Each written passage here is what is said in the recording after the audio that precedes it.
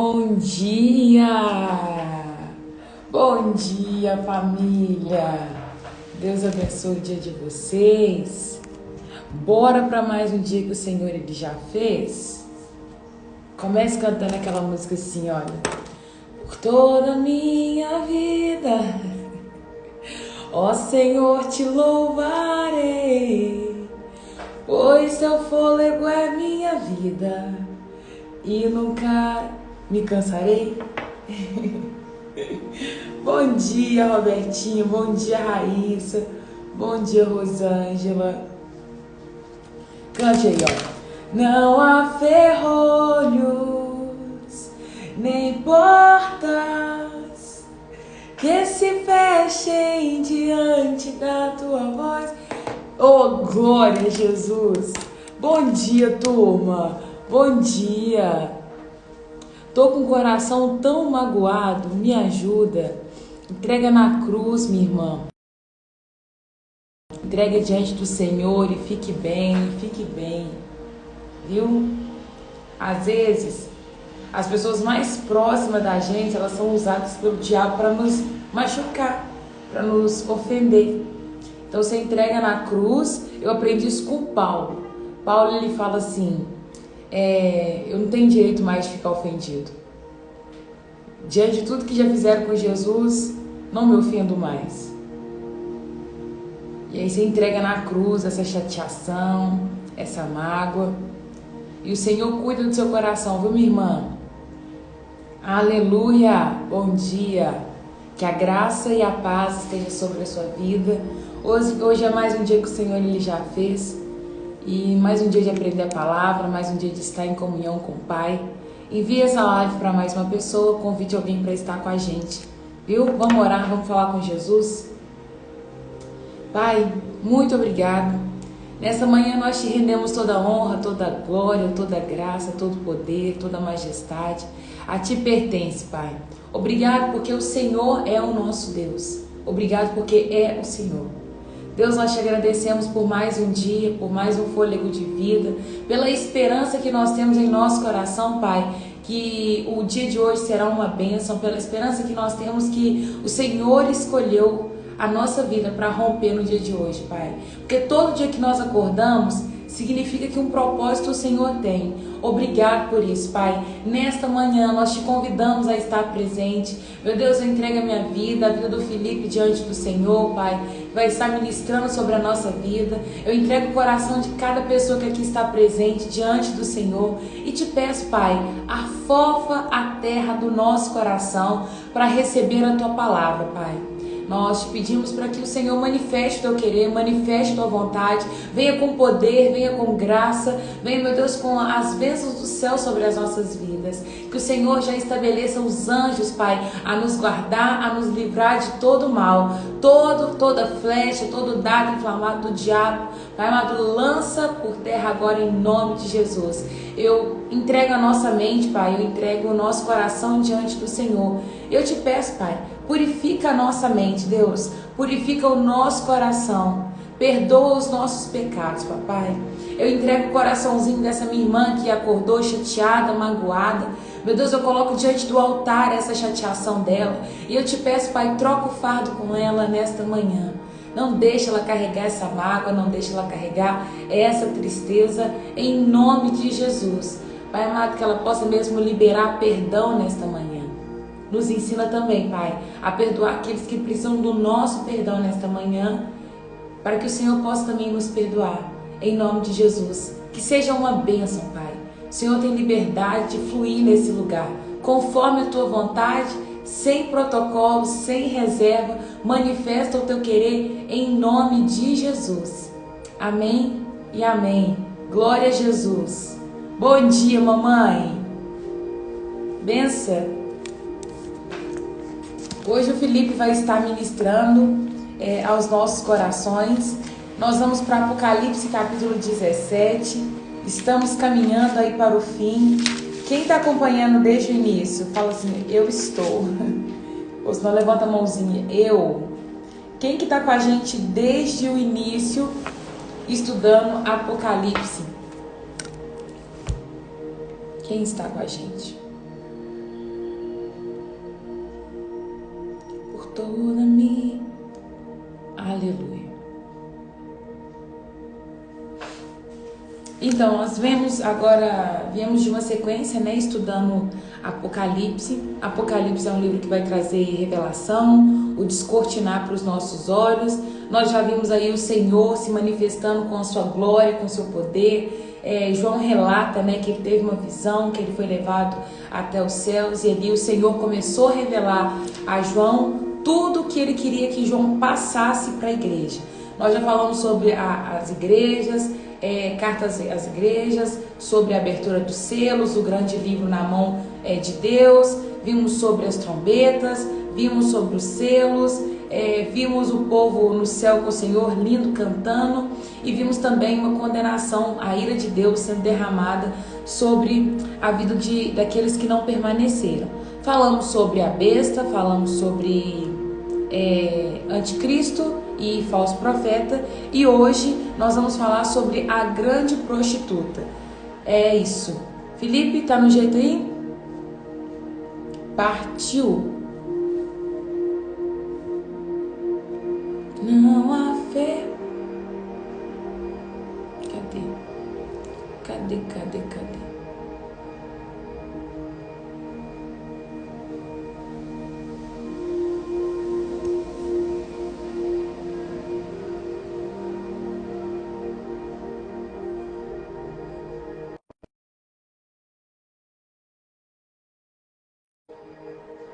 Prontinho aqui. Já tá prontinho, Vitória? Pegou Bíblia, caderno, bloquinho de anotação? Mande essa live para mais uma pessoa, compartilhe com alguém que você ama, seja pontual, não encaminhe para qualquer pessoa, mas encaminhe para uma pessoa específica. Deu certo, Felipe? Já mandei o convite.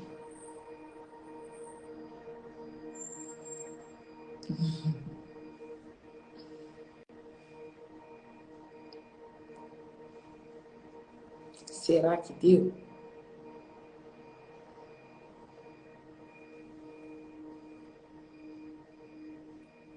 Felipe, convidar.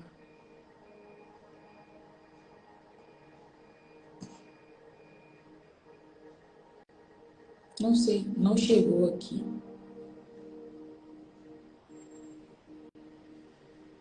Ah, peraí, acho que tá no Felipe Gomes.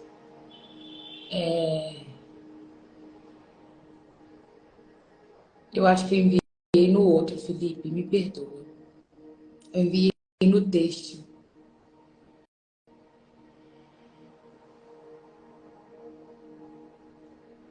O erro foi eu que cometi, viu, meu irmão?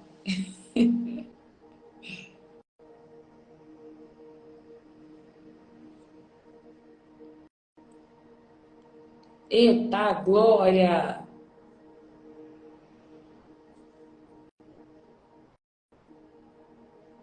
Peraí, agora vai dar.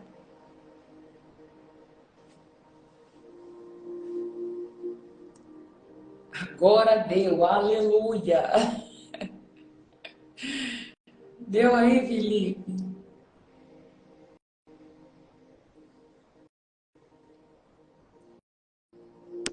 Ih, gente, não sei o que está acontecendo. Antes eu tinha mandado no Felipe Texto, agora eu mandei no Felipe Gomes. Você recebeu?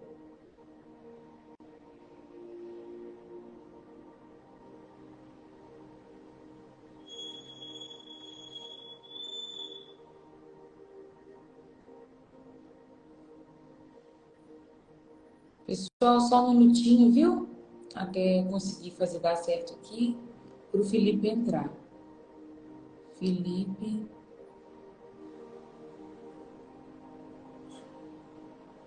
Chegou o convite, irmão? Agora chegou. Agora foi. Aleluia! Bom dia, povo de Deus, graça e paz. Vocês estão todos Bom bem? dia, Felipe. Deus te abençoe. Você tá bem? Estou bem, graças a Deus. Ah, então tá bom. Todo mundo tá ouvindo o Felipe? Tudo certo, gente? Os problemas técnicos. tecnológicos que a gente enfrenta. Desse jeito, né, Felipe? Nossa, Amém. Hoje nós vamos ainda para a mais esse grande negócio de ter mais no prostituta. Instagram. Então, beleza. Felipe, eu acho que quando a gente começa a ler Apocalipse, é tão gostoso, né? Porque parece que a gente vai começando a entender todo o processo, você vai entendendo onde a gente está na linha do tempo. Eu tô assim, amando estudar Apocalipse. Para mim, uma das coisas mais encantadoras de Apocalipse é porque ao longo de todo o Novo Testamento, Jesus aqui, as cartas paulinas, nós vemos muito a respeito de justificação, de redenção, sobre como que o amor de Deus nos resgata, Jesus como cordeiro em todo o tempo. Apocalipse, a gente vê uma mudança de situação agora, mesmo que a igreja passe por muitos problemas, mesmo que tenha muita afronta, principalmente aqueles que ficarão, nós vemos Jesus voltando como rei, nós vemos novos céus e nova terra sendo estabelecido, nós vemos Deus consumando tudo aquilo que desde antes da fundação do mundo já estava pronto para acontecer. Então, Apocalipse é um livro para nos dar esperança, Apocalipse é um livro para nos encher de alegria, para que a gente possa ver também que ele sabe o futuro, ele garantiu o futuro e que tá tudo certo. Tá Eu tudo senti certo. isso também, esperança, sabe? É porque uma das coisas que mudou para mim foi o fato da gente parar de olhar para Jesus e ver Jesus como um coitadinho, ver Jesus como tipo o É. menino Jesus. Nossa, Jesus sofreu demais. Gente, foi um período, ele passou, tipo assim, foi algo que ele passou. O status dele agora é reinando, né? Então a gente vê Isso. Jesus como rei agora, Jesus como Senhor, ele triunfando, né? Essa é um dos pontos que eu gostei muito. Felipe, você tem liberdade, viu? Estava subindo aqui um pouquinho o meu Amém. suporte. Você tem liberdade, conduz aí para nós. Pessoal, você que está aí na live, encaminhe essa live para mais uma pessoa, chame alguém para estar com a gente, para receber o ensino dessa manhã. Amém? Amém. Gente, então, como a Raira disse, Apocalipse 17, o diferencial vai ser a grande prostituta. Porque Apocalipse ele é um livro que ele se repete algumas vezes. É como Daniel. A escrita é muito parecida com a escrita judaica e muito parecida com a escrita escatológica, com a escrita dos últimos dias que Daniel escreveu. Ele escreve o capítulo 7, mas ele fala de novo do que ele já disse no capítulo 7 e no capítulo 10. Mas de uma outra maneira, usando outras ilustrações, indo um pouco mais profundo, mesmo que tenha a linha do tempo, fica voltando algumas vezes para explicar algumas coisas. Por exemplo, aqui fala da grande prostituta, explora um pouco mais, mas volta mais uma vez na besta. João ele vê novamente essa grande prostituta em cima da besta que ele já havia visto antes, e agora o anjo vai explicar realmente o que é. Tanto que para explicar Apocalipse 13, eu usei a explicação de Apocalipse 17. Aquilo que já estava lá na frente, dá para a gente usar para explicar o que está lá atrás. Fica um pouco mais fácil de entender algumas coisas. Então eu vou ler primeiro de Apocalipse 1 a Apocalipse 6, que é antes do anjo das explicações. Aí a gente explora um pouquinho o que é cada elemento. Apocalipse Beleza. 17, a partir do versículo 1. E veio um dos 7 anjos que tinham as 7 taças e falou comigo, dizendo-me: Vem, mostrar-te-ei a condenação da grande prostituta que está assentada sobre muitas águas, com a qual se prostituíram os reis da terra. Os que habitam na terra se embebedaram com o vinho da sua prostituição. E levou-me em espírito a um deserto, e vi uma mulher assentada sobre uma besta de cor escarlata. Estava cheia de nomes de blasfêmias, e tinha 7 cabeças e 10 chifres.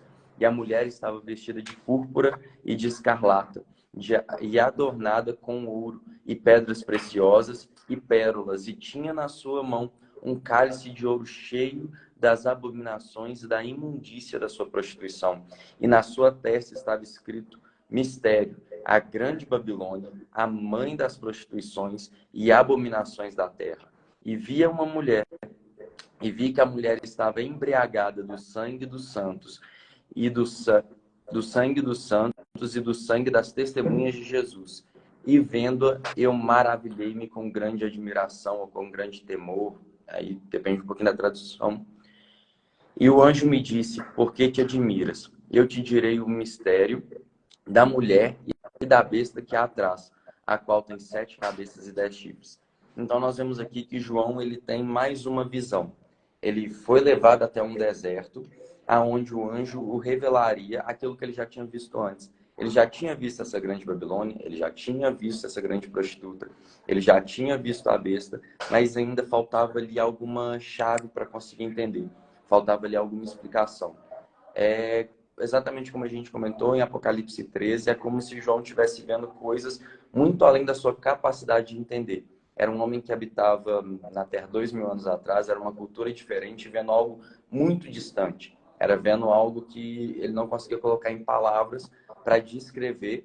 E existe muito dessas figuras de linguagem, dessas metáforas. Então ele vê muitas figuras, mas onde as figuras não são exatamente as figuras. É basicamente esse que a gente comentou de serem reinos, das cabeças serem reis ou serem reinos, dos chifres. Então existe toda essa analogia. Porque ficava mais fácil de João entender. Ficava mais fácil dele transmitir para a igreja. E a igreja já ficava esperando coisas grandes, coisas que ainda viriam. E para a gente hoje fica um pouco mais fácil. Inserido nesse contexto, fica mais tranquilo de entender algumas coisas. Eu tinha um professor que falava que para a gente estudar escatologia, basta a gente abrir um jornal, basta a gente ver o que está acontecendo, né? Basta a gente abrir a janela e olhar para fora. Estudar escatologia é entender muito tempo que nós estamos e perceber e entender alguns pontos chaves do que estão nesses livros que tocam dentro de Apocalipse. Tô. Participação especial do nosso pastor aqui. Ei, meu pastor, bom dia! Ei, Rairinha, pegando o Felipe aí cedo? Que agora vou aproveitar o Felipe, gastar o vaso. Gente, esse é o meu Beleza. pastor, olha aí que bonitão meu pastor, gente. E novo ainda, né? Ah, não, novo nem não, tá velhinho. No auge dos seus 30 e poucos anos. Gente, Ele é então, meu pastor, né? O a pastor sendo participação especial. pastor. Então, a cara do pastor Marcelo fazer isso. Aham. Eu vi ele me observando ali de fora, eu tô assim, ele vai entrar, ele vai entrar. Entendeu? Felipe, aproveitando que você deu essa pausa, tem gente que não estava aqui na última live, nós falamos, o Felipe também explicou o que simboliza a cabeça e os chifres. Aí se você quiser passar isso, porque pode ter gente que perdeu essa explicação. Até a explicação que o anjo vai dar a João nesse capítulo é mais profunda. A gente pincelou algumas coisas na última, mas agora eu vou aprofundar muito na questão das cabeças. E qualquer coisa eu falo um pouquinho do corpo da besta também, porque eu acho interessante essa junção de entendimentos. Mas vamos lá. João, ele vê agora o quê? Uma figura de uma mulher prostituída, de uma mulher que não tinha pureza nela. Ela estava se embebedando da perseguição que o povo de Deus estava sofrendo. E ela estava acima, ela estava montada em uma besta. Essa besta que simboliza o anticristo. Então essa é a visão que ele tem. É uma mulher montada em cima de uma besta, se embebedando com a perseguição, e ela estava com nomes de blasfêmias, ela estava totalmente impura, uma mulher totalmente imoral, uma mulher, assim, no mais alto grau de perversão. E é importante a gente ter essa figura de mulher e como um oposto de pureza. E quando eu for falar um pouquinho dela no final do capítulo, vai fazer sentido. Mas ter muito bem frisada essa figura de mulher impura, de uma mulher que está se embebedando, está gostando, está tendo prazer, está buscando cada vez mais a destruição e o sangue dos santos, do povo de Deus. Esse bem frisado, bem consolidado. E aí agora a gente vai entrar na explicação. Versículo 8. A besta que viste foi e já não é, e há de subir do abismo, e irá à perdição. E os que habitam na terra, cujos nomes não estão escritos no livro da vida desde a fundação do mundo, se admirarão vendo a besta que era e já não é, mas que virá. Aqui há sentido que tem sabedoria. É que agora começa a explicação mesmo a fundo. As 7 cabeças são 7 montes sobre as quais a mulher está assentada. Monte vai falar de reino. Primeira coisa que a gente tem que ver. As 7 cabeças são 7 montes sobre os quais a mulher está assentada. A mulher está assentada vai ser uma figura de autoridade. Nós vemos que nos tempos onde a Bíblia foi escrita, Novo Testamento e Antigo Testamento, estar assentado simbolizava autoridade, ou em uma conversa de pessoas de igual status, simbolizava a importância do que estava sendo dito. Por exemplo, um rei só se levantava do seu trono, ele está lá sentado na sala do trono, podia entrar quem fosse. Se ele não reconhecesse que aquela pessoa que entrou tem a mesma patente do que ele, tem a mesma importância do que ele, tem um status parecido com o dele, ele não se levantava do trono. Isso é até muito interessante de falar, porque quando Estevão vai ser apedrejado em Atos 8, 9, mais ou menos, ali onde ele prega, onde ele é apedrejado, ele vê Jesus de pé. Ele faz questão de falar que Jesus estava de pé. Então, assim, é interessante como é que Jesus ele olha para a igreja, ele olha para os membros do corpo de Cristo, sabe? Aprovação, né? Tipo, eu reconheço a autoridade que você carrega. Você fez certinho, filho. Eu né? Ele se levanta e ele reconhece a importância de Estevão. É um rei que reconhece a importância daquele que ele está vendo, reconhece a importância daquele que está entrando na sala do seu trono, onde está no seu domínio.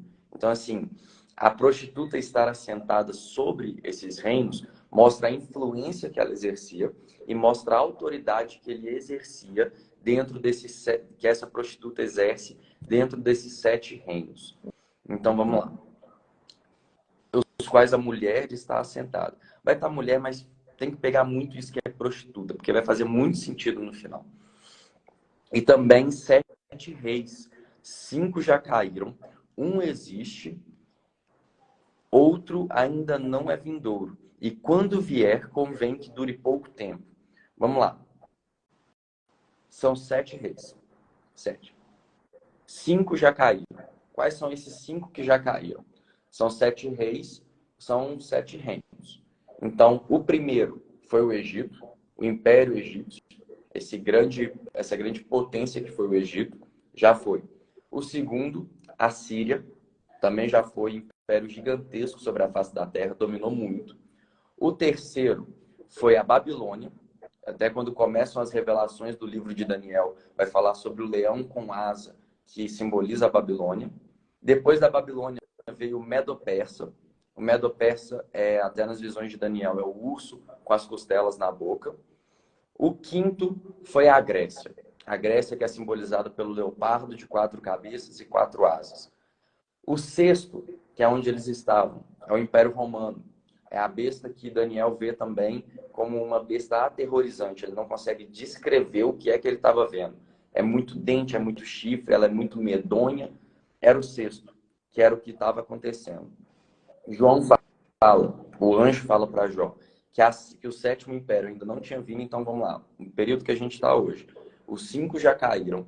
O sexto que existia já caiu. Não existe mais Império Romano. Nem Roma papal, nem Roma pagã.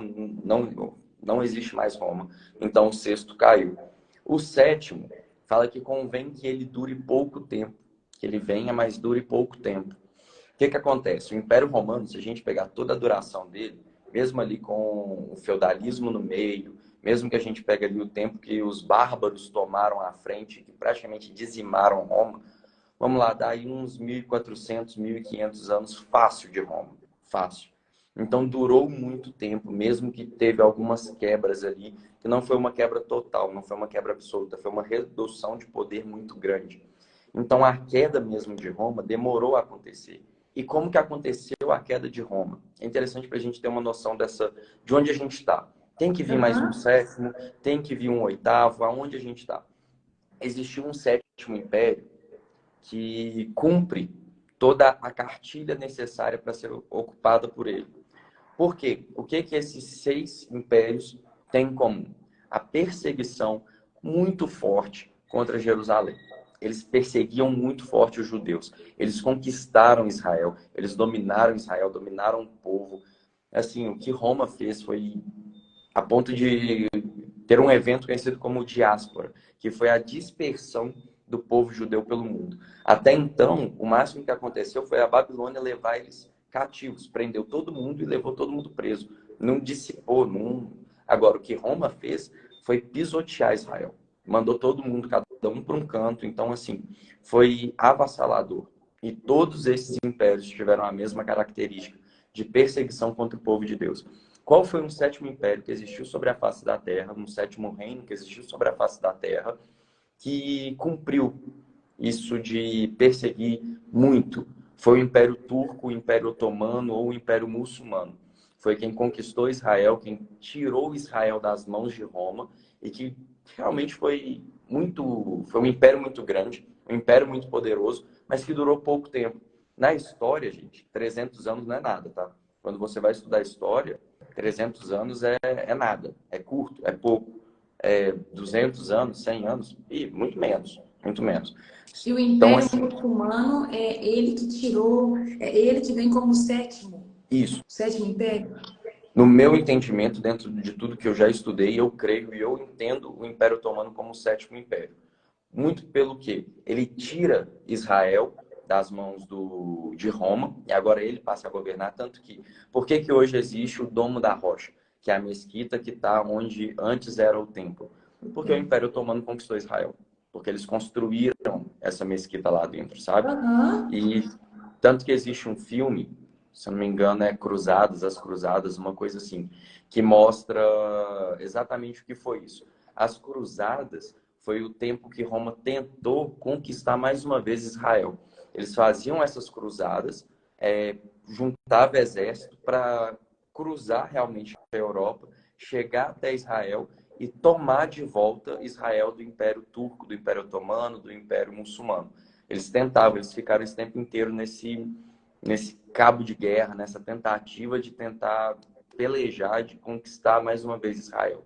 E não consegue, e não consegue. O fim de Israel realmente foi a destruição, a dissipação, acabou com Israel, até chegar ao ponto que a gente sabe que foi completamente aniquilado e a sua reconstrução foi só em 1948, reconhecida pela ONU, e 1951, se eu não me engano, que foi depois da Guerra dos Seis Dias, que ela realmente é consolidada como nação. Então, assim, a gente vê que o Império Otomano ele se encaixa muito bem. Ele se encaixa Entendi. muito bem. Algumas pessoas vão dizer de outros impérios que já passaram, falam a respeito de Napoleão, falam a respeito de Hitler, falam a respeito de alguns outros impérios que foram muito curtos, que perseguiram também os judeus, mas que no meu entendimento, o que mais encaixa, o que mais liga, o que tem mais base para acreditarmos é o Império Otomano. Então, a partir de agora, nós estamos esperando o oitavo império surgir. Nós estamos esperando esse próximo, que vem realmente como anticristo. E aí a gente continua a partir do versículo 11. E a besta que era e já não é ela também o oitavo.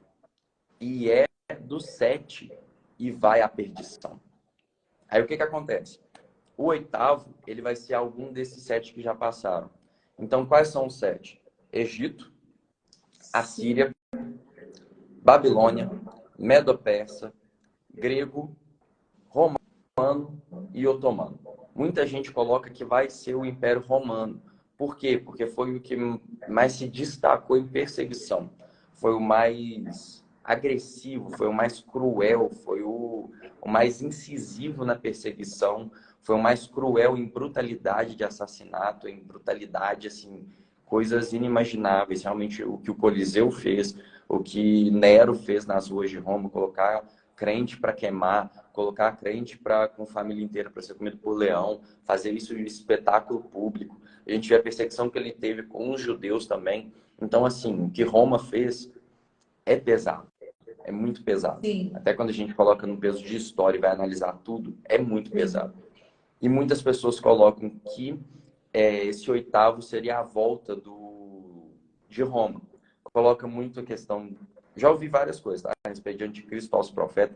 E assim, tanto de vezes que é falado a respeito de Roma, a respeito de Vaticano, a respeito de Papa, é absurdo. Mas o entendimento que a gente... Felipe, Sim.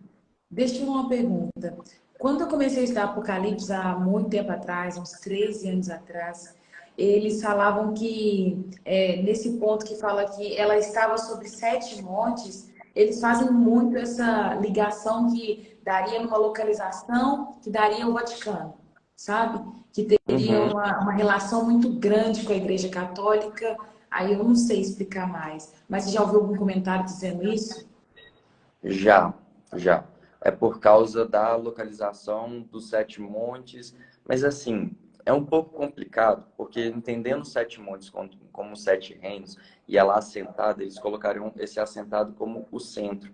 Então pegaria esses pontos, imagina assim, ó, aqui está a Grécia, aqui está o Egito, aqui tá a Babilônia, fazem esse levantamento dos Sete Montes e tentam fazer a centralidade para colocar um local exato.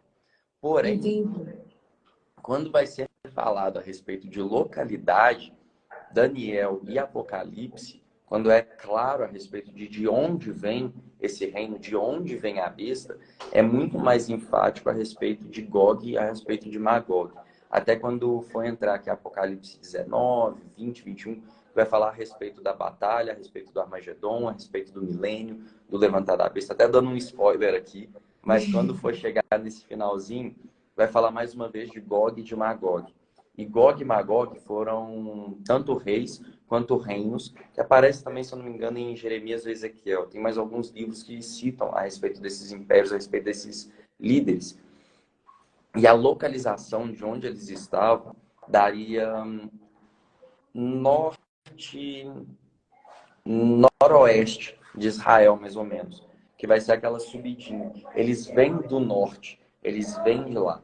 E a gente vê que se pegasse uma centralidade de Roma, principalmente tendo ali a Itália como referência, ele viria do oeste. Ele viria, só para dar uma localização. Israel estaria mais ou menos aqui. Aqui teria aquele mar Mediterrâneo. A Itália estaria mais ou menos aqui. Seria mais ou menos isso. E a localização de Gog e Magog seria mais ou menos aqui. Então, pegando um pouquinho do mapa, dessas localizações, dos reinos antigos, teria uma diferença. Esses sete montes, eu acredito que é mais o que fala a respeito dela estar assentada, vai dizer muito mais, principalmente porque a grande prostituta, até quando a gente for entrar no final, é algo mais espiritual. Não é uma grande cidade realmente que vai se levantar. Até pegando uma analogia bem legal do que João fala a respeito de mulheres. É um pouquinho diferente, eu não entendo de uma forma literal. E por isso que eu entendo como os sete reinos, os sete montes, os sete reis, os sete reinos, como sendo a influência que ela exercia, a autoridade que ela exercia. E vai fazer muito sentido quando a gente falar a respeito do que significa mulher na Bíblia, no Novo Testamento, e essa questão de impureza. Mas assim, no meu entendimento, quando diz a respeito à localidade, é melhor focar em Gog e Magog, de onde vem o anticristo, o falso profeta, de onde vem os exércitos que ele vai reunir até chegar em Israel. E aí Apocalipse deixa claro que é do norte, que é de Gog e de Magog. Entendi. Continuando. Aí o 12 agora. Então, ainda precisa se levantar um império, ainda precisa se levantar um reino, que vai ser o oitavo, que virá do sete. Então, das duas, uma. Ou vai ser um dos sete que voltará, assim como a cabeça que foi ferida de morte ressuscitou, dá para tirar essa interpretação também, como um dos sete que já não existe mais e que voltará. Ou também dá para entender que virá de características deles. Por quê? Quando a gente vê em Apocalipse 13, o corpo da besta tem várias referências de vários animais que Daniel viu e que simbolizavam alguns impérios. Por exemplo, o corpo da besta, de 7 cabeças e de 10 chifres, é o corpo de leopardo. O leopardo é o império grego. Então pode falar muito da forma do governo do anticristo, muito parecido com o grego. Pode falar da velocidade do leopardo, da velocidade de conquista. Tem as patas de urso, que pode muito simbolizar a força do Império Medo-Persa. E tem a boca de leão para proferir as... Porque assim, o que a gente tem da Babilônia que é muito forte é a idolatria e o tanto de blasfêmia que esse povo falou. A autoridade que exercia no mundo espiritual. A gente vê que espiritualmente foi um dos reinos mais contaminados. A quantidade de deuses é absurda. Até a história de Abraão, que é muito ligado com a Babilônia, é muito interessante. Outro dia, se a gente tiver um tempinho, só para não estender demais, dentro dos contos judaicos, o que eles contam a respeito de quem era Abraão, antes de ser chamado por Deus, era que a família dele vendia ídolos dentro da Babilônia. E a quantidade de ídolos que existia era absurda, é assustador.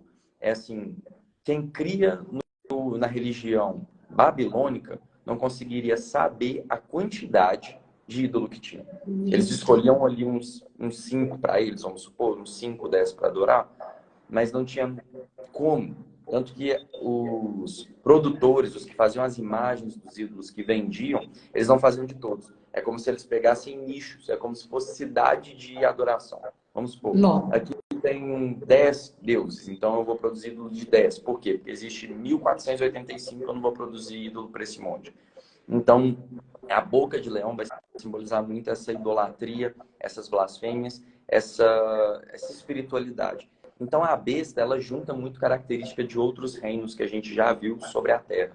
Então, esse oitavo pode tanto ser realmente uma Grécia que voltará, uma Roma que voltará, algum outro reino que já passou voltando, ou uma junção, que esse próximo governo ele vai simbolizar muito a união de tudo.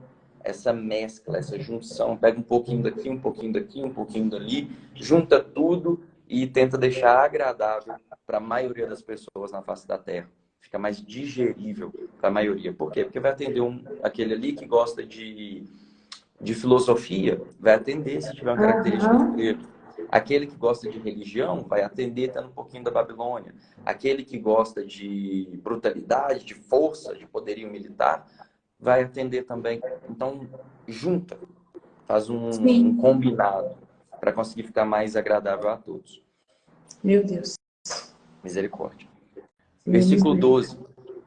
E os 10 chifres que vistes são 10 reis que ainda não receberam o reino, mas receberão poder como reis por 1 hora, juntamente com a besta. E aí o que vem, gente? Esses reis ainda não vieram. As 7 cabeças, o anjo deixa muito claro, 5 já vieram, o 6º está aí, o 7º ainda não veio, e quando todos esses acabarem, virá um 8º. E esse 8º é o anticristo, simbolizando muito bem, ele deixa muito bem explicado. Agora, esses 10 reis, ele diz que ainda virão, eles ainda terão o seu domínio.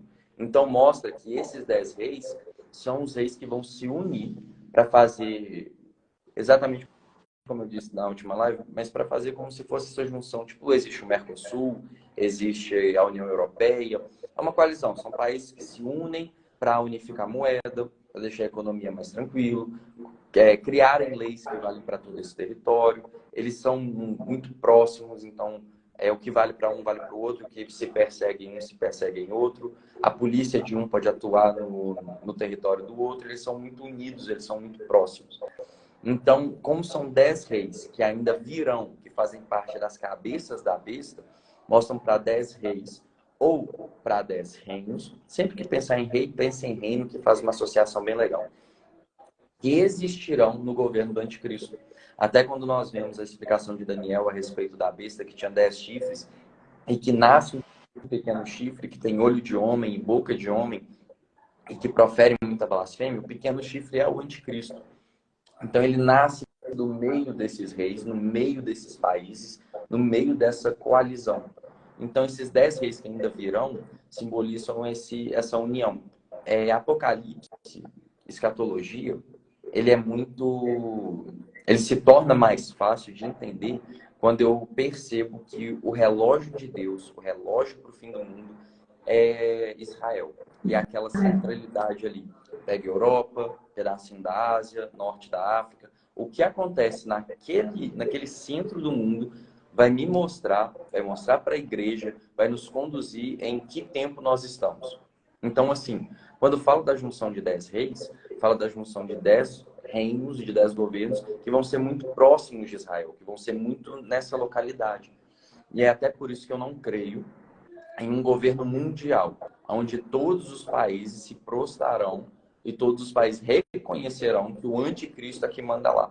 Mas eu vejo e entendo como os Estados Unidos fazem hoje, como a China faz hoje, como a Rússia faz hoje, onde eles exercem influência, eles exercem poder político e econômico em outras nações do mundo, porque a globalização nunca esteve no grau que está, de integração que acontece em um, determinando totalmente o que acontece no outro. Por exemplo, se a China virar e falar assim, eu não exporto para mais ninguém, acabou. Acabou. Vai começar a ficar desempregado. Já começa por aí. Então, assim, Acabou. não. Gente, desestrutura o mundo inteiro. E não é exagero nenhum. Não é exagero nenhum. Acaba o mundo. Então, assim, são nações que, dependendo do que decidem dentro do seu território, influenciam o mundo inteiro sem que o imperador chinês, sem que quem manda na China realmente mande nos Estados Unidos. Mande no Brasil, mande na Argentina, mande em Portugal. Não precisa. Não precisa. Então, esses 10 países, sendo países muito influentes no mundo, sendo países que exercem um grande poder econômico, grande influência política, estão no lugar certo, por exemplo, num G7 da ONU, por exemplo, dentro de um pacto como funciona a OTAN, alguma coisa assim, a OTAN é uma união de países que se propõe a se defender militarmente. É basicamente como se o Brasil, Argentina, Paraguai e Uruguai virasse e falasse o seguinte: gente, se alguém atacar um de nós aqui, todo mundo entra em guerra junto. É mais ou menos isso. Então, esses 10 países, eles se juntarão fazendo essa coalizão.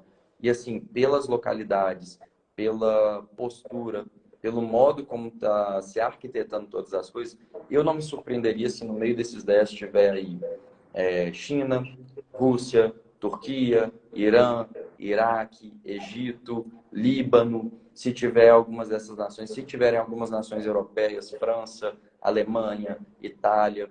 Então, assim, não me surpreenderia nem um pouco, tá? E principalmente porque esse pedaço da Europa exerce muita influência no restante da Europa, Alemanha principalmente, Inglaterra demais também, China, grande influência econômica, Rússia, potência militar, e Irã, Iraque, grande potência religiosa, porque assim a gente sabe que vai precisar de ter uma religião, de ser consolidado como uma religião. Então, o islamismo ele está chegando muito próximo do ponto de virada de passar o cristianismo como a maior religião mundial. Principalmente que a estratégia deles é assim, é quase infalível, é ter muito filho. Então, assim, cada casal tem 10 filhos. Os 10 se tornam muçulmanos. Nós, cristãos, principalmente ocidentais, temos um filho. Então, ao longo do tempo, até pelo número de filhos e não pelo número de conversão, é muito fácil de entender como que eles estão crescendo e como que pode passar muito. Então, assim, eu vi uma pergunta aqui. Gente, eu acredito que quando chegar nesse momento de governo do anticristo realmente se assentar no trono e falar assim, me adorem como Deus, a igreja não estará aqui.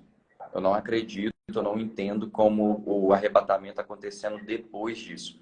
Eu entendo que esse momento já será um momento de derramar do juízo de Deus, da ira de Deus, e hoje nós temos paz com Deus, Colossenses 1:20. Hoje nós temos paz com Deus. Romanos 5, versículo 1 também vai dizer, hoje nós somos reconciliados. 2 Coríntios 5, do 16 até o 21, que fala sobre sermos nova criação, vai dizer de termos sido reconciliados com Deus. E de que Ele nos confiou esse ministério de falar ao mundo que hoje Deus e o homem têm proximidade, que Ele pode habitar dentro. Então, eu não consigo perceber, eu não consigo ver, eu não consigo crer de que nós estando nesse lugar, nesse status, vamos passar pelo juízo de Deus aqui nessa terra. Eu creio num juízo para a igreja que chama Tribunal de Cristo. Aí é outra coisa, isso aí a Raira entra com vocês mais pra frente, vai ter ali um grande trono branco ainda, tem outros momentos de juízo. Mas esse juízo de grande tribulação eu não vejo, eu não entendo como para a igreja. Mas Não, eu também vejo dessa forma, Felipe. Eu também não creio que a igreja vai passar por tudo isso. Eu acredito que a gente vê sinais, eu creio que a gente identifica o fim. Mas aí isso era para preparar a igreja para subir. Isso. Então, assim, eu não consigo entender dessa forma. Claro que são interpretações escatológicas, é dentro do que a gente estuda. Se começar tudo a acontecer, é aquela coisa, quem é pré-tribulacionista já está se preparando. Quem é pré-tribulacionista está crendo que vai subir antes, que não vai nem ver as coisas. Então tem que estar realmente vigiando, como se o ladrão viesse a qualquer hora, porque Jesus ele volta no abrir e fechar de olhos. Então, Gente, o pré-tribulacionista está se preparando. Então, se a gente chegar na tribulação, a gente vai estar pronto. Mas, de verdade, não creio que isso vai acontecer. Eu creio que seremos arrebatados antes. Nós vamos ver tudo se formando, igual a Raira disse. São os princípios das dores, mas não consigo entender como nós realmente passando por um momento de derramada a ira de Deus. Jesus disse: Pai, se possível, afasta de mim esse cálice, contudo, que não seja feita a minha vontade, mas que seja feita a tua vontade. Esse cálice já era o cálice da ira de Deus, já era o cálice do juízo de Deus, já era ele se fazendo pecado e Deus quebrando. Deus teve prazer em quebrar Jesus. Isso é muito profundo a gente entender. Ele teve prazer de derramar a sua ira sobre Cristo. Então, se hoje eu estou em Cristo, ele já derramou a ira dele em Cristo, não faz sentido eu receber dessa ira novamente. Então, assim, são alguns textos que a gente consegue juntar e chegar nesse entendimento. Amém. Continuando. Apocalipse 17, versículo 13. Estes têm o mesmo intento e entregarão o seu poder e autoridade à besta. Os 10 reis nessa coalizão, nessa junção.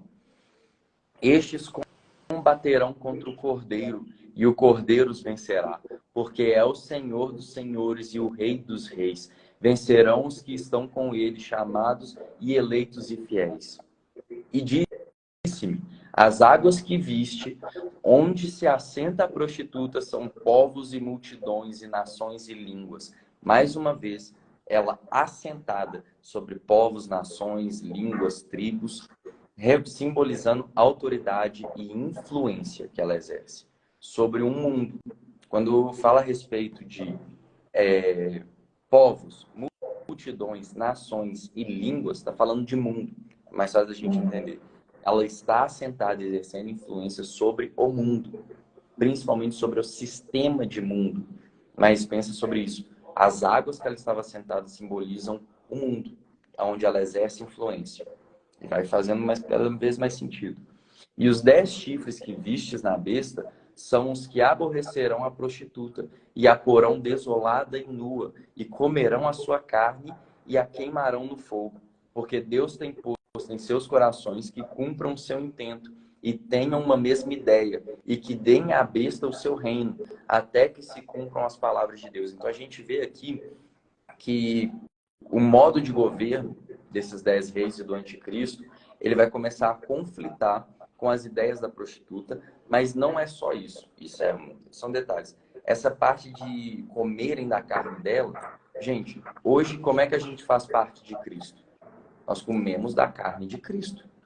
Então, quando fala a respeito de se alimentarem da prostituta, quando vai falar a respeito de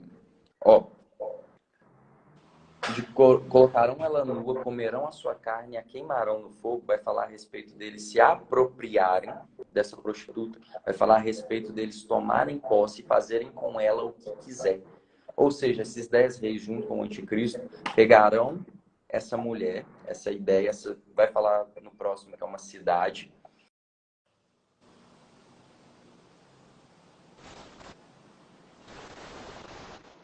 Travou. Eita, travou. Deu um probleminha. Amigo, Deu uma travadinha, volta um pouquinho, voltou? travou. Voltou. Não, tudo bem. Voltou? O que Voltou. acontece? Tá ok para todo mundo? Voltou, gente? Antes de eu continuar. Travou. O Felipe, acho que voltou. Então, vamos lá. Basicamente, o que é essa ideia? Porque senão parece que Satanás está com a casa dividida. Parece que ele tem a grande prostituta que vai guerrear contra os 10 reis, que estão do lado da besta, e um está de um lado, o outro está do outro. Mas vai falar muito mais a respeito de se apropriarem, principalmente para cumprir os intentos de Deus. Gente, Deus usa ímpio. Deus, ele coloca vontades no coração. Deus, ele pode conduzir corações do modo como ele quiser.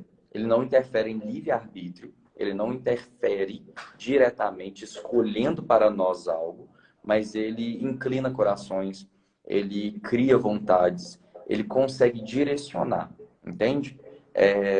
Acho que dá uma ideia mais fácil de entender. E esses reis, eles tomarão parte e farão o que quiserem com essa prostituta. Esse é o principal. Eles farão o que quiserem. Comer da sua carne vai simbolizar como eles estão se alimentando dela. Queimar mostra muito descarte. Colocar nua vai falar sobre a intimidade, sobre fazer o que quiserem. Entende? Vai ser essa junção. Não vai ser como se eles estivessem em guerra um com o outro. Principalmente porque essa mulher vai simbolizar algo espiritual muito forte. Que vai falar agora. Ó, e a mulher que viste é a grande cidade que reina sobre os reis da terra. Gente, qual que é a ideia de mulher que a gente tem principalmente em Apocalipse? Apocalipse 12. Apocalipse 12 vai falar de uma mulher que desce do céu, de uma mulher pura e de uma mulher que dá à luz a um menino. Esse menino nós sabemos que simboliza Jesus, é o Cristo. Então vai falar de uma mulher ali que é pura, que vai simbolizar tanto Israel, quanto simboliza a igreja, principalmente nos seus descendentes. Os descendentes de Israel diretamente somos nós. Somos nós que aceitaram o Evangelho, o Cristo e o Messias que nasceram de dentro do berço judaico. Então, a ideia de mulher vai falar muito a respeito disso. E em Apocalipse 20, se eu não me engano, 19 ou 20, agora me fugiu um pouquinho, quando Cristo volta, vai falar dele voltar com a sua noiva, de uma noiva pura, de uma noiva limpa. Ou seja, vai simbolizar mais uma vez uma mulher, mas uma mulher pura. Então, vamos lá. Quando fala de uma mulher, estava falando de Israel, fala da igreja como mulher, e agora fala de uma prostituta. Vai simbolizar também um algo espiritual. A igreja hoje simboliza a noiva, uma mulher pura. Essa prostituta vai simbolizar uma mulher impura. Então, ela vai apontar muito mais para um sistema de mundo. Ela vai apontar muito mais para uma ideia, para uma junção, para um modo como funciona. Entende? Nós temos a igreja hoje como o corpo de Cristo, sendo a noiva de Cristo. E o que é a igreja? A igreja são várias pessoas que aceitaram a Jesus como Senhor e Salvador, que têm um Pai em comum, que estão debaixo da autoridade de uma cabeça só e que querem obedecer a Ele, sendo santo, íntegro, puro, se separando para Ele todos os dias. Então agora, o que vai ser a grande prostituta? A grande cidade. Outra coisa, não, é uma cidade, Felipe, está escrito que é uma cidade. Tá, está escrito que nós somos a Nova Jerusalém. A igreja também, a Nova Jerusalém também é simbolizada pela igreja. Pessoas, um povo, uma nação, a igreja. Então, a grande cidade, Babilônia, a prostituta, vai simbolizar muito essa ideia também. Então, se hoje nós como igreja somos quem aceitou, são as pessoas que aceitaram a Cristo, a grande prostituta serão as pessoas que aceitarão o sistema do mundo, que aceitarão os intentos de Satanás. Se nós, como igreja, somos pessoas que prezam por sermos mais puros, santos e separados para Ele, as pessoas que estarão debaixo da influência da grande prostituta serão as pessoas que estão querendo cada vez mais se prostituir, pessoas que estão cada vez mais querendo pecar, se aprofundar na influência de Satanás. Então, é toda essa mentalidade, toda essa metodologia, todo esse ensino, toda essa influência. E é por isso que ela se assenta sobre os 7 reinos, sobre os 7 reis. Por quê? O sistema de mundo, gente, quem instituiu foi Satanás. E ele coloca ele em todos os governos que a gente viu. Desses 7, era a figura de Satanás lá. O Egito tinha faraó, pelo amor de Deus. Não tem nem como... Isso, vamos pegar os que estão na Bíblia, que são muito fáceis de perceber. Quando a gente pega Nabucodonosor, a gente sabe o que ele fez. Quando a gente pega do Império Grego, Alexandre o Grande, gente, Alexandre o Grande pode parecer muito bom, mas ele foi um dos dominadores mais inteligentes. Ele mexeu na cultura dos lugares. Ele colocava um pouquinho da Grécia em cada lugar. Ele colocou a língua grega como a língua unificada do mundo. Satanás tentando juntar todas as pessoas sob um governo só, mexendo na cultura de cada lugar, pegando o que tinha de cultura daquele lugar, pegando o que ele tinha de cultura e juntando. É o que ele mais tenta fazer. O que ele tenta fazer com a igreja hoje? Pegar a cultura dele, pegar a cultura dele, da igreja, misturar os dois e falar que é isso aí. Tá vendo? A igreja pode ser uma maravilha. Então, o que Satanás tenta fazer é essa mescla que aconteceu no governo de Alexandre o Grande, da Grécia. Roma, a crueldade que tinha, mas Roma fazia a mesma coisa. Roma, ela entrava na cultura do lugar.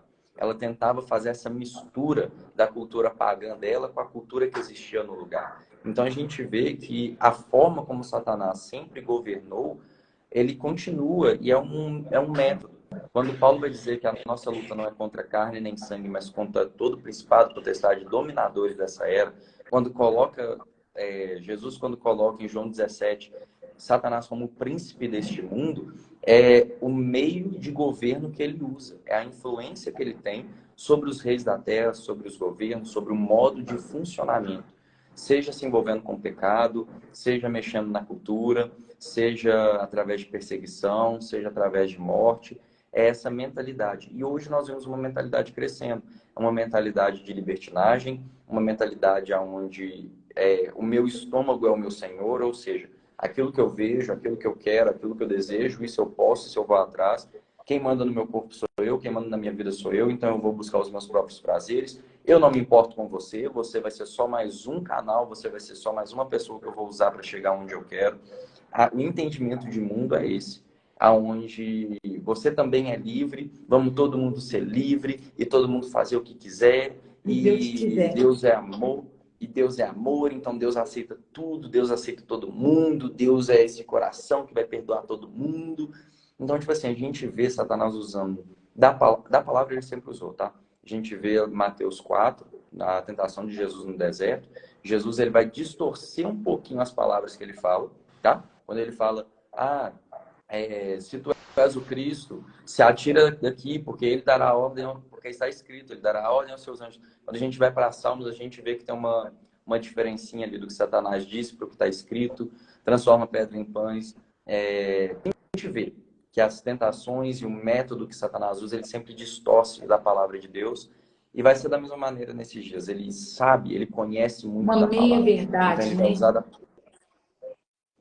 Gente, então assim, imaginem a grande prostituta como mundo, sistema de mundo, organização de mundo, mentalidade de mundo e meio de governo.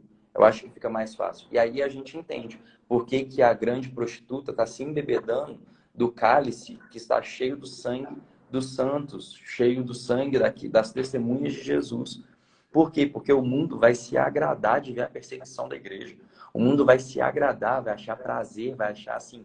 Era isso que a gente estava precisando, matar os crentes tudo, matar quem está se convertendo, matar judeu. Era isso que a gente estava precisando, acabar com a religião, perseguir, entende? Então a gente entende por que essa grande prostituta estava se embebedando.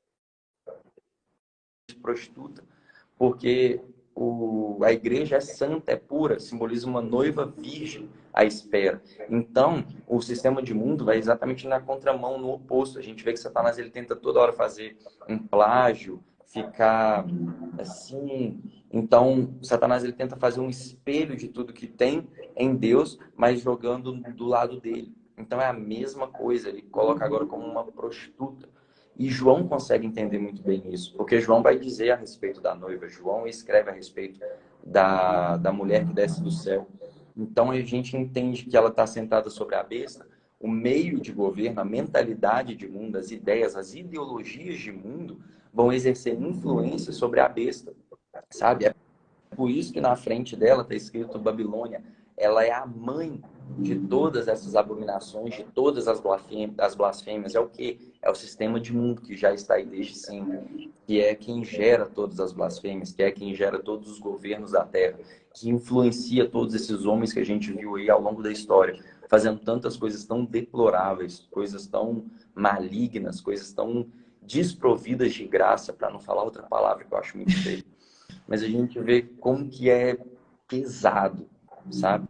E isso fica mais fácil a gente ter essa ideia do que é Apocalipse 17, aonde João ele vê o quê? Porque o mais legal, gente, é entender que essa besta, ela já está fadada à destruição. Ele vê tudo isso, ele fica espantado, ele fica, meu Deus, que isso? Não sei explicar. Mas a gente já está, nesse momento, derramar das taças. Já derramou a sétima taça. O juízo já está acontecendo. E é interessante que a gente vê que ele vê essa mulher, essa besta, porque aqui já é o final. Aqui já é a conclusão. Ele entende que tem um mistério aí para que nós fiquemos preparados prontos e entendendo os tempos. Jesus, ele não disse o dia e a hora que ele voltaria, mas, gente, ele deixou todas as placas de Claro. sinalização possíveis e imagináveis. Ele deixou o mapa desenhado. Ele deixou o esqueleto todo pronto. Ele falou assim, gente, ó, eu só não posso falar o dia e a hora, mas eu já vou deixar, assim, quem for dos meus, quem estiver comigo, quem se prontificar a estudar o que eu tenho falado a respeito dos últimos dias, vai entender quando o trem estiver acontecendo. Vai entender quando estiver próximo da hora. Vai entender o que é a figueira que deu o seu renovo. Essa geração não passará. Vai entender tudo isso e vai perceber que quando a primavera se aproxima, já está muito próximo da hora. Muito E nós já próximo. percebemos que a primavera está aí. Nós já percebemos que a Já. configuração já está acontecendo, sabe? Os reinos já passaram, a gente percebe cada vez mais boatos de que um novo governo mundial, uma nova ordem. Nova ordem também eu acho um termo que ficou tão batido que às vezes fica desgastado. Mas a gente percebe que os países estão se mobilizando para se unirem. A moeda, o dólar já está caindo em desuso. Então, uma unificação de moeda vai apontar também para esse governo do anticristo. A gente vê o poderio militar. Hoje as guerras são muito guerras de informação, são muito guerras que mudaram a sua configuração e que são extremamente danosas. O tanto que se pode destruir hoje não se compara com o tanto que poderia se destruir há 2000 anos. A disseminação de tecnologia, a capacidade de monitorar pessoas, a capacidade de realmente as ideias da besta e o monitoramento dela, a influência dela chegar no mundo inteiro está muito grande. Então, assim, o entendimento da besta, das cabeças, da mulher, só vai servir para nos apontar de que isso existe, como que funciona, mas que o fim, assim, não é para a gente ter medo. O que eu estou querendo dizer com tudo isso? Não é para a gente ter medo, sabe? Existe, sim, um sistema de mundo muito pervertido, um sistema de mundo muito desmoralizado, um sistema de mundo com ideologias muito podres, que vão exercer influência, assim, sobre um anticristo poderoso, com limitações, e que existirão 10 reinos que vão governar só por uma hora. E a gente vê que dia, muitas vezes, simboliza ano. Se um dia, 24 horas, simboliza um ano, que dirá uma hora? Então, Aham. são períodos muito curtos, são períodos muito breves de tempo. Então, assim, não dá pra gente ter medo disso. Isso é só pra gente realmente ter um entendimento de que as coisas estão se cumprindo e o fim está muito próximo. E aí, encerrou o capítulo 17. O Felipe, a Ana está perguntando, né? Ela está falando assim, olha, os sinais estão muito visíveis. Voltando à marca da besta, vi estudiosos acreditando que o celular pode ser o chip nas mãos de muita maioria. É muito raso. Nós falamos disso no capítulo 13, Ana. Explica aí de novo para o pessoal, para aqueles que não estavam aqui nesse dia, né, no estudo desse dia. A marca da besta, ela não é, eu acho que é física, é isso? A marca da besta, ela aponta para algo muito mais espiritual do que algo físico. Eu já ouvi também essa do celular, principalmente porque na palma da mão, na testa, já ouvi falando muito sobre o celular, sobre o quanto que nós usamos ele para várias transações, para várias coisas, principalmente transações bancárias e tudo, na parte de comercializar. Mas a marca da besta é uma afronta do anticristo, de Satanás, a marca de Deus. Qual é a marca de Deus? A marca de Deus é o selo do Espírito Santo que nós temos. Essa marca, o que era o selo? O selo era um pouquinho de cera. Imagina uma vela. Imagina que eu pegasse de uma vela e que eu virei ela assim. Vai começar a escorrer. Vai começar a formar um montinho de cera, quente, mole. O selo era imagina um coco, ou de madeira, ou de ferro, e que na ponta tinha um símbolo. Um símbolo que podia representar uma casa real, uma família nobre. E quando esse toco, essa prensa, era colocado sobre essa cera, aquilo ficava prensado, se tornava um selo e fica marcado. Aquilo fica consolidado. Então, isso é que era o selo. Isso é o selo. Nós somos marcados. Jesus, Espírito Santo em nós, é a nossa garantia, é o penhor da nossa salvação. O que é o penhor da nossa salvação? É como se Deus tivesse me dado esse grampeador, é dele, ele me deu. E isso daqui, nas minhas mãos, me dá garantia de que eu herdarei o reino dos céus. O Espírito Santo é o penhor da nossa salvação. É algo que Deus nos deu para confirmar e garantir que nós seremos salvos. E a marca da besta, sendo um paralelo, sendo um espelho, sendo uma afronta de Satanás, a marca dos crentes, ao selo dos crentes, ao penhor dos crentes, convém, e é muito mais claro, eu entender como algo espiritual também. A fronte, a cabeça, fala muito de autoridade na Bíblia. A gente vê em Gênesis 3, quando Deus ele libera uma maldição à serpente, no versículo 15, fala de que o descendente da mulher esmagaria a cabeça da serpente, simbolizando que Jesus esmagaria a autoridade e o poder de Satanás. Quando a gente vê que Jesus é a cabeça da igreja e nós somos o corpo, simboliza a autoridade e o governo que Jesus exerce em nós. Então, a marca da besta na cabeça, na fronte, na testa, simbolizaria a autoridade que Satanás exerce naqueles que aceitaram ao anticristo, ao governo dele, às ideias dele. E mão fala de obra, obra das minhas mãos. A Bíblia vai dizer isso em vários momentos, as obras da carne.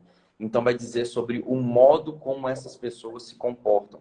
A marca de Satanás nas obras e nas atitudes que eles têm. Entende? Então, Felipe, mas como que uma marca espiritual vai funcionar para alguém comercializar, para comprar e vender algo? Aí a gente vai para um entendimento um pouquinho maior. Qual que é? É muito fácil entender, por exemplo, se eu, vamos supor, que eu entro dentro de um supermercado ou de um mercadinho é melhor de entender, um mercadinho de bairro, onde o dono é o caixa. E na hora que ele me vê, ele me olha e fala, você usa óculos? Eu não vendo para quem usa óculos. Sai da minha loja. Não gosto, não quero, não vou vender para quem usa óculos. Sai daqui. Agora, não vou vender para você. Eu não preciso de ter uma coisa tecnológica, algo mirabolante. Não. Pode muito bem ir por esse lado, aonde a pessoa que aceitou a marca da besta em sua vida vai ser algo que ele vai se portar, se vestir, falar, as obras que ele carrega, o que ele faz, vai exalar. As pessoas vão saber quem são, sabe? As pessoas saberão quem são aqueles que estão em Cristo, saberão aqueles que estão seguindo o anticristo, o falso profeta. Então, assim, ficará muito claro. Porque será nítido, né?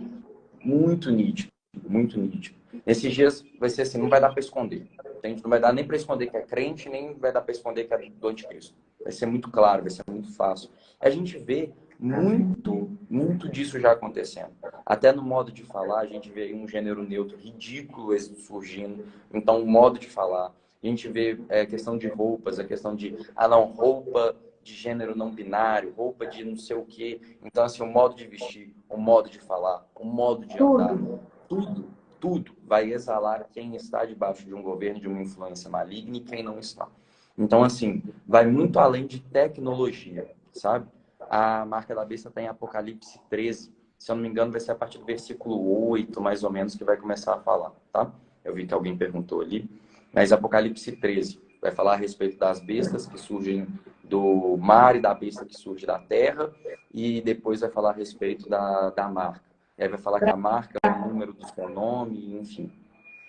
Para quem perdeu esse dia, tá? É o Apocalipse 13, tá no Instagram, tá no YouTube também. Volta lá e veja, porque há um link entre Apocalipse 13 com Apocalipse 17. Eu acho que se você escutou o estudo de hoje e não viu o 13, vale a pena ir lá, para você entender um pouquinho sobre esse império, sobre esse sistema, sobre a marca da besta. Está bem detalhadinho lá, viu, gente? É isso. Ô, Felipe, aqui quando o sol chega, significa que está na hora. Sol é o relógio. Felipe, eu vi um comentário da Beth, ela falou que você escutaria o dia inteiro.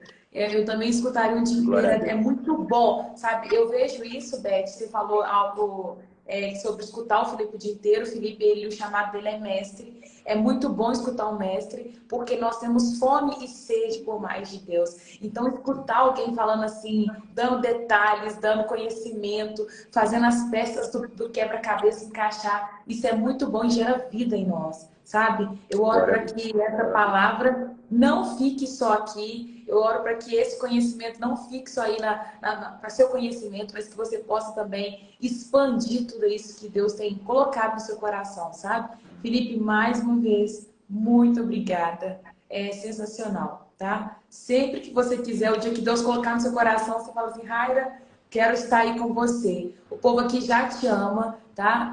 Quem ainda não segue o Felipe, vai lá seguir o Felipe e ore, manda direct para ele aparecer nas lives. Eu acho que o Felipe tinha que fazer live.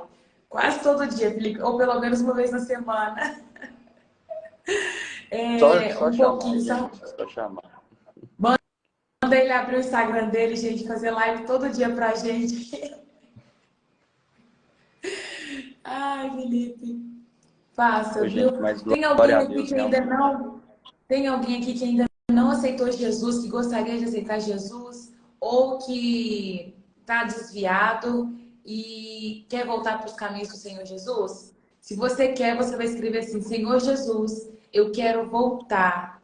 Ou se você não aceitou, quer aceitar pela primeira vez, você vai escrever assim: Senhor Jesus, eu te aceito como meu único e suficiente Senhor. Ele faz parte da nossa igreja, Raira? Faz, Marília. Ele chegou, deve ter uns 8 meses, né, Felipe? Por aí. Cheguei em janeiro. Mais ou menos isso. Ah, eu tô boa, Mais viu? ou menos 8 meses. isso. Precisa, assim. Ele faz parte. Tem alguém aqui que quer voltar para os caminhos do Senhor Jesus, que está afastado? Preciso te dar essa oportunidade. Amém. É benção aprender e alimentar cada dia da palavra de Deus. Amém, Dri. Amém. Amém. Então, nós vamos finalizando por aqui. Felipe, ora aí por nós. Amém. Pai, obrigado por esse momento que nós temos. Pai, eu quero te agradecer pela vida de todos que estão aqui, porque são corações desejosos por mais conhecimento, por mais da palavra, por mais da tua presença, Pai, para caminhar em níveis mais altos. A tua palavra vai dizer que aquele que atinge a maturidade é aquele que pratica a palavra. Em Hebreus 6, o Senhor deixa isso muito claro. Então, que esse conhecimento se torne prática de vida para nós, que nós avancemos em conhecimento, em te conhecer. Em nome de Jesus, eu agradeço pela vida da Raira, que disponibiliza do tempo dela, que disponibiliza da vida dela, para estar aqui ensinando, para estar aqui intercedendo, para estar aqui, Pai, se desgastando verdadeiramente como ministra do Evangelho, para e pela vida de tantas pessoas. Senhor, em nome de Jesus, que hoje seja um dia muito frutífero em nossas vidas. Que a tua Amém, Deus. paz, que excede todo entendimento, superabunde em nossos corações. Pai, que em todo momento, durante esse dia, durante as nossas vidas, nós possamos ouvir claramente a tua voz e as tuas direções, nós possamos ser guiados pelo Espírito em cada momento. Em nome de Jesus, guarde a vida de todos que estão aqui, a vida da família de todos que estão aqui. Assim como o Senhor Jesus orou por nós, eu não oro para que o Senhor nos tire do mundo, mas eu oro para que o Senhor nos livre e nos guarde de todo mal. Que o Senhor realmente não nos deixe cair em tentação, que o Senhor proveda realmente, que o Senhor venha com um escape. Pai, que nós possamos fugir a todo momento da aparência do mal, da aparência do maligno e nos santificarmos cada dia mais. Sermos realmente como uma igreja prudente que se prepara para sermos arrebatados antes que o grande dia do Senhor chegue. Em nome de Jesus, que um espírito de conhecimento, que um espírito de sabedoria habite em nós e que haja Amém. sempre nessas lives, Senhor, uma unção propícia para o aprendizado e uma unção propícia para o ensino. Em nome de Jesus, que essa palavra encontre corações realmente como um terreno fértil, que ela encontre realmente corações prontos para frutificar, para que essa semente crie raízes e que essa árvore venha a frutificar a 100 por um. Em nome de Jesus é o que nós te pedimos, é o que nós agradecemos, é o que nós esperamos no Senhor. Em nome de Jesus. Amém. Amém. Amém. Muito obrigado, meu irmãozão. Aí a digníssima do Felipe está na área, né, Cat? Tá de Deus te olho aí. abençoe, viu? Felipe, qual o seu Pix? Eu quero fazer uma oferta para você. Manda seu Pix aí, Felipe. Mando. Só um E eu vou minutinho colocar aí. também depois. Escreve aí. Aleluia. A Glória a gente Deus, sabe isso é que de o Deus, hein, John, Felipe? só para deixar Olha, muito o claro, Felipe gente, tá aí, ó, o arroba dele é underline Felipe Gomes. Vou fixar aqui o comentário. Quem quiser abençoar a vida do Felipe, abençoa ele, oferte na vida dele. Gente, isso é princípio de honra, sabe? Eu aprendi isso uma vez e nunca mais esqueci. Se você sentiu no coração, teve uma pessoa que pediu aí o Pix, isso vem de Deus. Se você quer abençoar a vida do Felipe, manda aí um Pix para ele. A palavra diz que o trabalhador é digno do seu salário. Né? Uma pessoa que disponibilizou tempo, conhecimento e um conhecimento lindo, né? Então, se você quer, vai lá, segue a página dele. Felipe, eu acho que você tem que deixar tipo um reels, um vídeo, um comentário da palavra, porque você tem muito conhecimento. Abençoe glória a vidas, tá? Deus. Através do Instagram, tá? Amém. Meu irmãozinho que Amém. pediu aqui, você copiou? Gomes Roberto Gente, Márcio. só para deixar muito claro que assim, aquilo que a gente recebe de graça jamais será algo que a gente cobrará, jamais. Mas realmente é um princípio bíblico, o princípio da oferta. E o que nós carregamos, nós entendemos muito nitidamente que não vem de nós. É realmente dom de Deus, é capacitação de Deus, é graça é favor imerecido. A unção não é minha, o poder não é meu, não é nosso, a palavra não é também, nada é meu, é tudo dele, ele só empresta por um breve período de tempo para que realmente, enquanto em parte conhecemos, em parte profetizamos, em parte conhecemos, em parte ensinamos, até que o que seja perfeito vier.